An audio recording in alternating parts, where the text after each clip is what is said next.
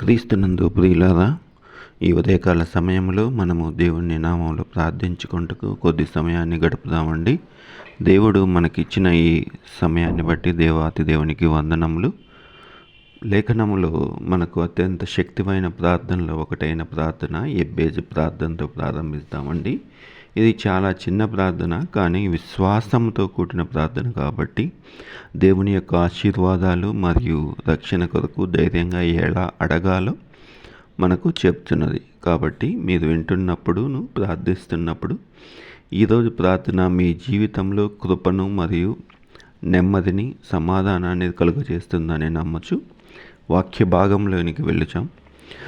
1వ దినవృత్తాంతముల గ్రంథము 4వ అధ్యాయము 10వ వచనంలో ఈ విధంగా చెప్తుంది.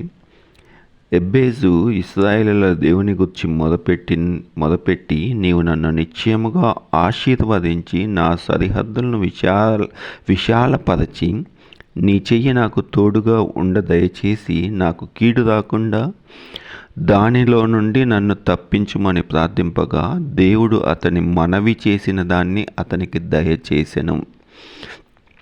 ప్రియులారా, ఇక్కడ ఇది ప్రార్థన చిన్నదే, కానీ చాలా శక్తివంతమైన ప్రార్థన, తరతరాలకు ప్రతిధ్వనిచ్చే ప్రార్థనగా ఉంటుంది. కేవలం ఒక వచనంలో దేవుడిని విశ్వాసంతో ఎలా సంప్రదించాలో మనకు చెప్పుచున్నది. కాబట్టి దేవుడు ఎబ్బేజు గొప్ప విజయాలకును మరి సంపదకు ప్రసిద్ధి చెందలేదు, కానీ దేవుడిని మొదపెట్టి ఏ విధంగా ప్రార్థించి విజయాలు అందుకోవాలో ఈ విధంగా మనకు చెప్పుచున్నది. కాబట్టి మనము దేవుణ్ణి ఏ విధంగా ఏమి అడగాలో అని చెప్తున్నది. కాబట్టి ఒకటి, మనము నన్ను నిజముగా ఆశీర్వదించు అని అడిగినప్పుడు భౌతిక విషయాలకు మించి దేవుని నిజమైన మరియు సమృద్ధిమైన ఆశీర్వాదం కోసం మనం అడగాలండి. అలాగే ఇందులో భూభాగాన్ని కూడా విశాలపరచమని చెప్తున్నాడు. దేవుని ఉద్దేశాలను నెరవేర్చడానికి ఎక్కువ ప్రభావము, అవకాశము మరియు సామర్థ్యం కోసం ఈ ప్రార్థన చేస్తున్నాడు. నీ చెయ్యి నాకు తోడుగా ఉండు అంటే దేవుని యొక్క మార్గదర్శకత్వం నుంచి దేవుని యొక్క బలము గురించి ఆధారపడటానికి కోసం చెప్తున్నది. మరియు ఈ వచనంలో చెడు నుండి నన్ను కాపాడు దేవా అని చెప్తున్నాడు. మరియు పాపము, హానియు మరియు బాధ కలిగించేదైనా ఈ దేని నుంచైనాను మనము దేవుణ్ణి రక్షణ కోరుచున్నాం. అలాగే ఈ 4 భాగాలు నన్ను నిజంగా ఆశీర్వదించు దేవా, నా భూభాగాన్ని విశాలపరచు దేవా, నీ చెయ్యి నాకు తోడుగా ఉండనిమ్ము, చెడు నుండి కాపాడు. ఈ 4 భాగాలు మనకు ఎంతో చిన్నవైనను శక్తివంతంగా ఉంటుండగా మనము కూడా దేవుణ్ణి నిజముగా మన యొక్క శక్తి మించి మరియు విశ్వాసంతో ప్రార్థించిన ఎడల మనకు గుర్తొస్తాడు. నిజాయితీగా అడిగిన ఎడల మనకు దేవుడు దయచేస్తాడని ఎదిగి మనం ముందుకు సాగుదాం. ప్రియులారా, దేవుడు ఈ వాక్యాన్ని దీవించులాగున మనము మన ఉదయకాల ప్రార్థనలో ముందుకు సాగుదామండి.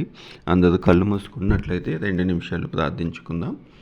మమ్మల్ని అతి మిక్కిలిగా ప్రేమించిన మా పరలోక రక్షక దేవా, మీకే వేళకొలది స్తుతులు స్తోత్రం చెల్లిస్తున్నాం. ఈ ఉదయకాలమును మాకు ఒక నూతన దినంను దయచేసినందుకు నీకే కృతజ్ఞతాస్తుతులు చెల్లిస్తున్నాడు తండ్రి. ఎబ్బేజు ప్రార్థించినట్లే మేము కూడా విశ్వాసంతో, వినయంతో నీ సన్నిధానంలో ప్రార్థించుండగా తండ్రి, నీ యొక్క అనుగ్రహము మా మీదను, మా ప్రజల మీదను, ఈ ఆన్లైన్ మాధ్యమాల ద్వారా మమ్మల్ని మా ప్రార్థనలో ఏకీభవించే బిడ్డలను కాచి కాపాడి రక్షించమని వేడుకొంచున్నాం తండ్రి. సహాయం దయచేయండి తండ్రి. మమ్మల్ని నిజముగా ఆశీర్వదించి నీ పరలోక అనుగ్రహంతో మా భూభాగాన్ని విస్తరించి దేవా, ఆకాశ తలుపులు తెరవమని మేము ప్రార్థించుండగా తండ్రి, మీరే మాకు సహాయం దయచేయమని వేడుకొంచున్నాం దేవా. సహాయం దయచేయండి. నీ హస్తంతో నేను మాకు తోడుగా ఉండమని వేడుకొంచున్నాం. మా ప్రతి ఒక్క అవసరతలు తిరిగిన తండ్రి ప్రభువా, మరి ఈరోజు వారం 2వ దినంలో మేము ఉంటుండగానైనా సోమవారం మా పనుల నిమిత్తము మేము బయటికి వెళ్ళినప్పుడు, వచ్చినప్పుడు, మరియు మా ఉద్యోగం కోసం దూర ప్రాంతాలకు వెళ్ళినప్పుడు, వచ్చినప్పుడు మీరే మాకు తోడు నీడగా ఉండమని వేడుకొంచున్నాం. హాస్పిటల్ కోసం వెళ్ళిన బిడ్డలకు అది కాచి కాపాడి రక్షించమని వేడుకొంచున్నాం. ఉద్యోగ ప్రయత్నాలు వెళ్ళే బిడ్డలను దీవించండి. అదేవిధంగానైనా మరి ఎవరైతే సహాయము మిమ్మల్ని అడుగుచుంటున్నారో వారందరికీ సహాయం దయచేయమని ఈ కొద్ది విన్నపములు మా ప్రభువును తిరిగి రానున్న నజరేయుడైన యేసుక్రీస్తు నామమున వినయంగా ప్రార్థిస్తున్నాం తండ్రి, ఆమెన్.